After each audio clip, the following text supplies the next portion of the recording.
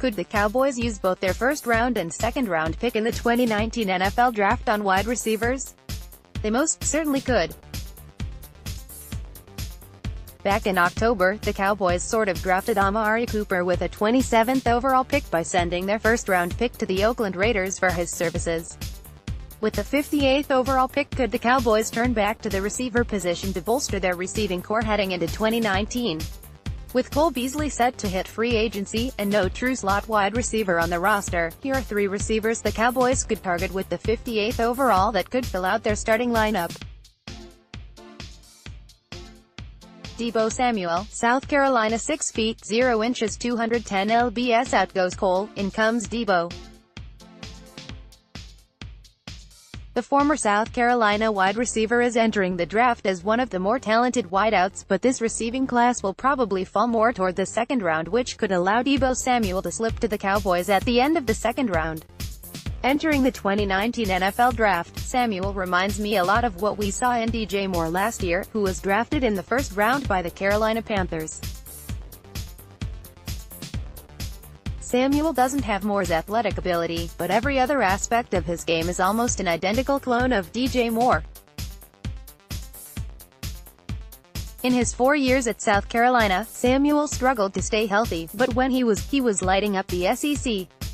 In his senior year at South Carolina, Samuel silenced all doubters, catching 62 footballs for 882 yards and 11 touchdowns. Samuel is a very crisp route runner who possesses great upper and lower body nuances that allows him to create easy separation. Deebo is one of the cleanest receivers in this class, releasing off the line of scrimmage due to his ability to stack DBs and sell different route directions and leaving defensive backs guessing. Samuel is good in contested catch situations, catches the ball well outside of his frame, is dynamic with the football in his hands, and has some return value as well on special teams. If Deebo Samuel falls to the 58th overall pick, the Cowboys would need to think long and hard about turning in the slot receiver's card. Andy Isabella, UMass, 5'10" to 190 lbs. Another candidate to replace Cole Beasley is Andy Isabella. He possesses similar-sized Beasley, but Isabella is a superior athlete, though the two win in a lot of the same ways. In his 4 years at UMass, Isabella had 201 receptions, 3,526 receiving yards, and 30 touchdowns for the Minutemen.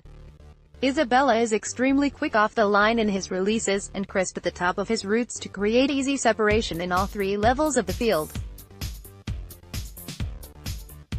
Isabella has impressive long speed and short area quickness, which allows him to win both down the field and in the short intermediate portion of the field.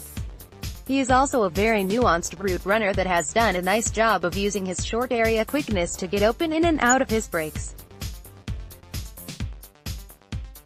Like Samuel, Isabella is dynamic with the football in his hands, and also has some special teams value as a return man in both the kick and punt return game.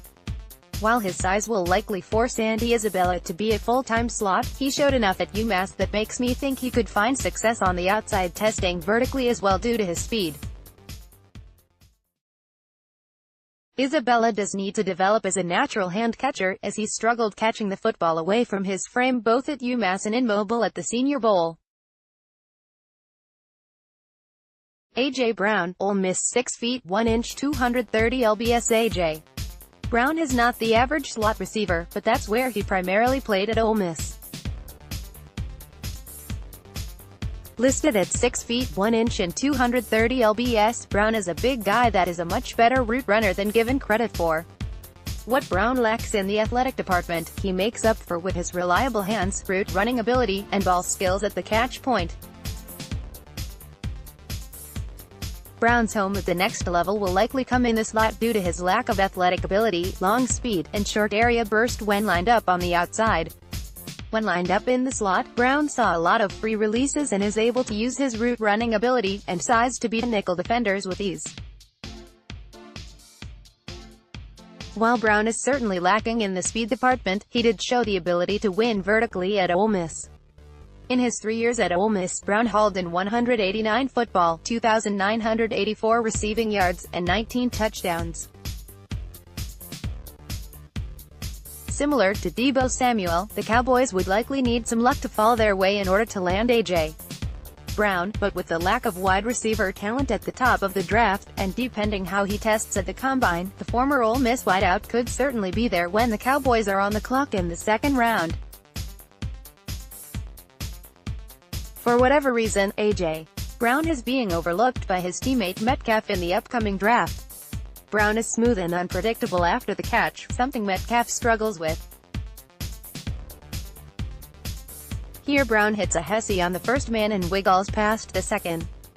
Picked at twitter.com/cutepuck6hkkb, Vincent Rogers, MD, at NFL Draft Doctor, February 3, 2019. Next week we will take a look at 3 tight ends the Cowboys could target with the 58th overall pick, and will continue on to safety position the week after. Be sure to check back in as we go through these 3 position groups for the Cowboys to target with the 58th overall pick in the second round of the 2019 NFL Draft.